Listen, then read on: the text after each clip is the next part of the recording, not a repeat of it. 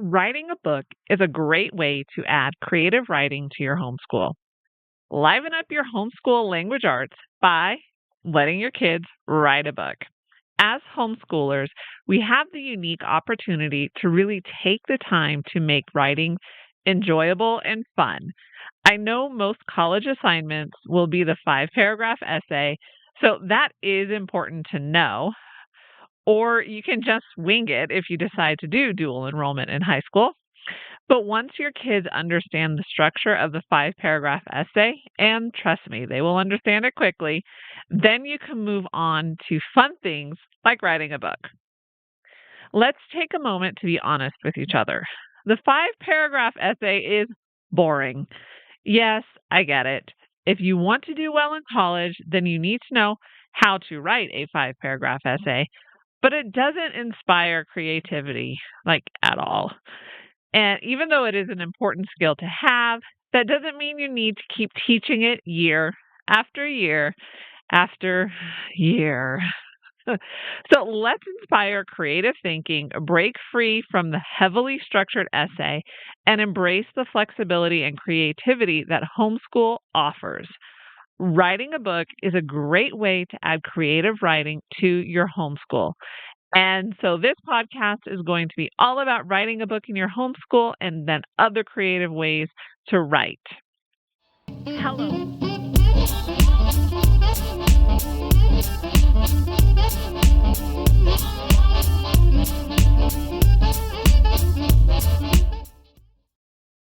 Hello, Rebel Moms, and welcome to the Life Unboxed podcast.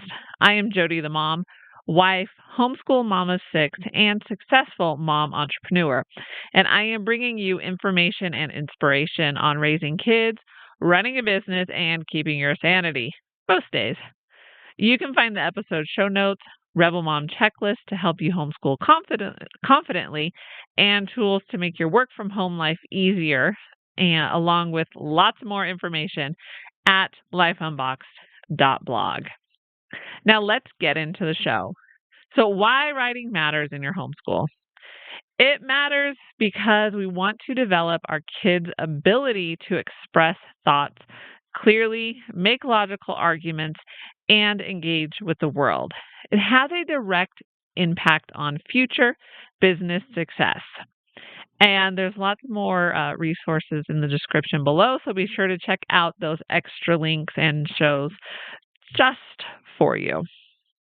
So learning to communicate will take practice. And also writing will affect every subject your child touches. And many times these subjects require clear explanations. So writing is a skill that can't be overlooked. And let me add this. Some of your kids will be better writers than others. Also, there may be more interest from one kid than another. Your goal is not to measure your kids against each other, but to cultivate strengths, help with weaknesses, and teach them to communicate well. And it is going to look different for each child, and that's okay.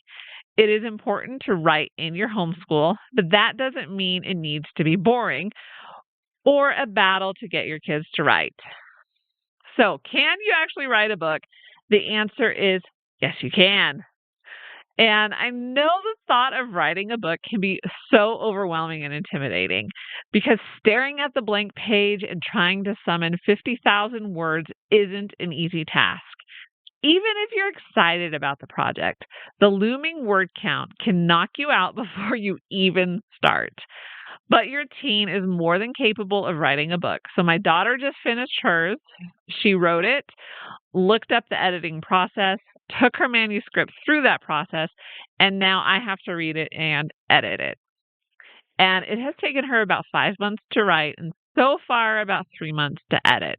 I haven't given back my edits yet. I'm still in the process.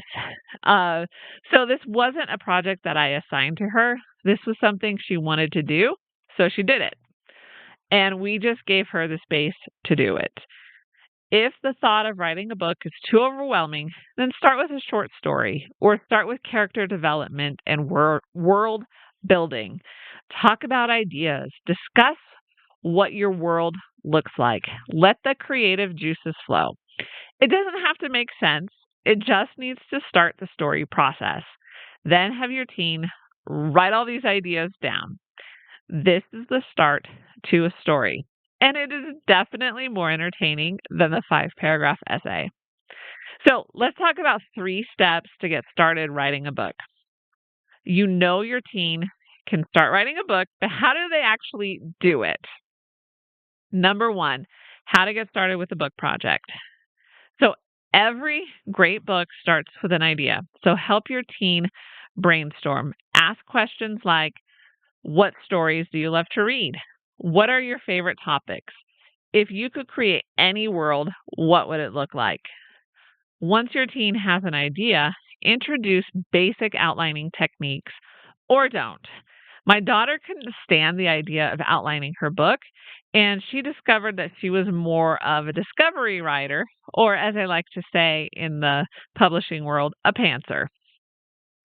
But a simple idea of what's happening in the beginning, middle, and end may help to get the creative juices flowing. So jot down character ideas, plot twists, or interesting facts if your teen is writing nonfiction. Get a notebook, and yes, I have lots of them. And it should be a fun one because my kids are totally inspired by a notebook they picked out that shows their personalities.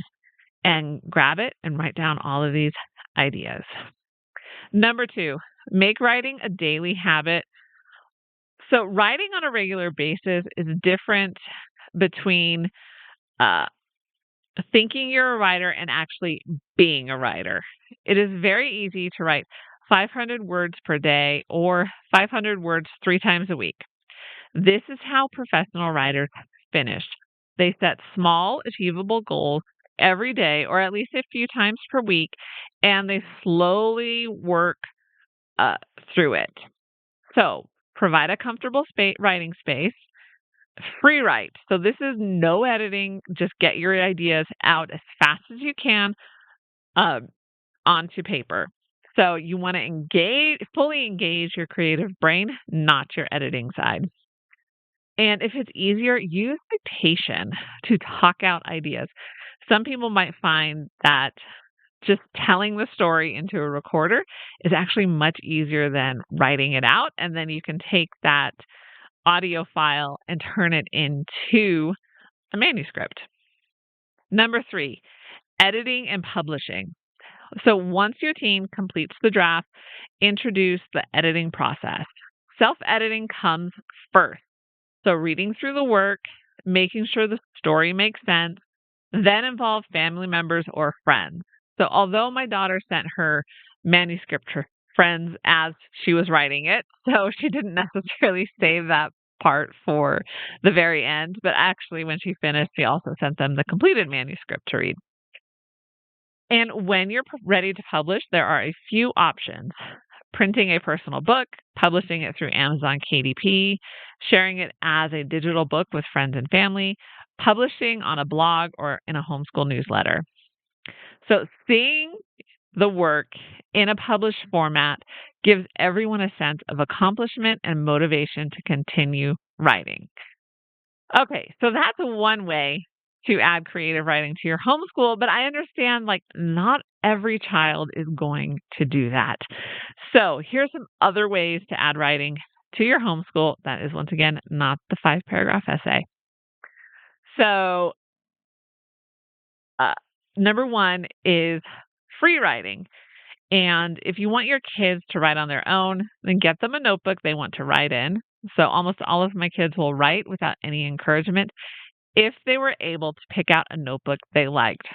Seriously, it's something, I tend to write more when it's in a notebook I like to. So I totally get it.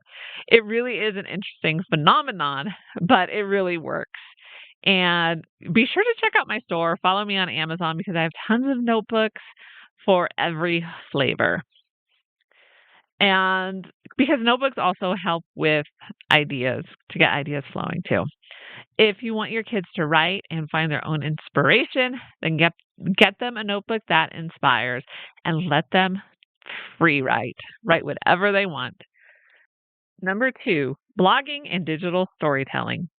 A blog can be a great way for kids to learn to write for an audience, even if the audience is grandma. It is also a great way to learn about how to build a website. So there are a lot of free options and how-to videos to get started building your own website. Skillshare, link in the description below, is a great place to get started for learning how to create that blog. Number 3, writing letters and pen pals.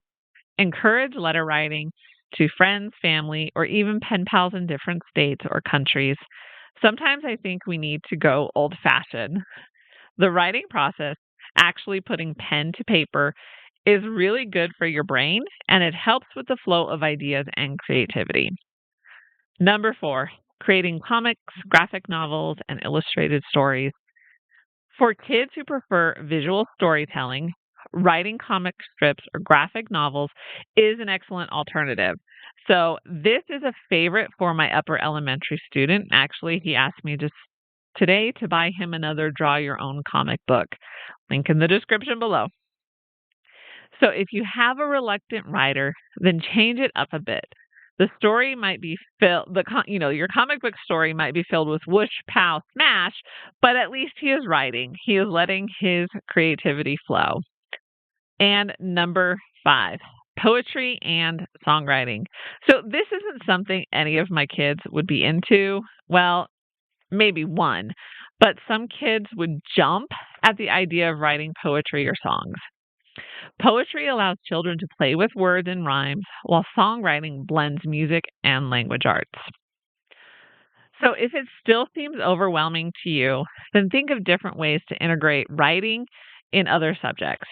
For example, in history, write diary entries from the historical person's perspective.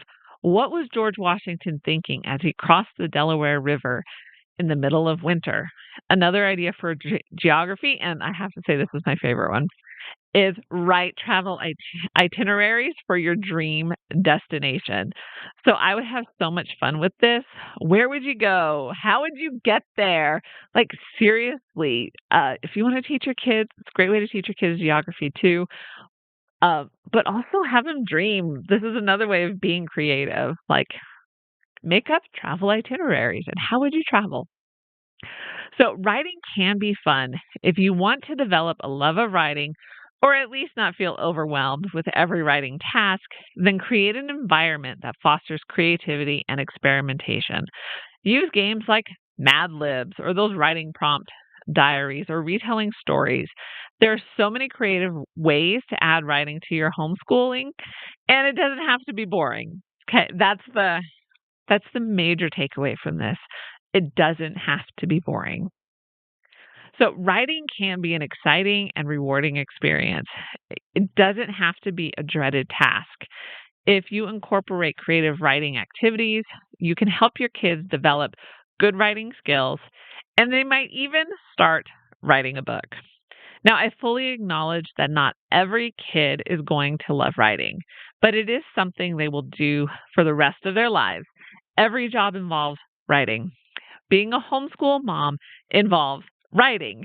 If we can give them the tools they need to be good writers, then it won't be such an overwhelming task when they need to write in real life. They will have the necessary skills to do it well. Add creative writing to your homeschool and encourage your kids to tap into their creativity. Whether it is writing a book, creating a comic, writing letters, or making a blog, there are so many ways to add writing to your homeschool.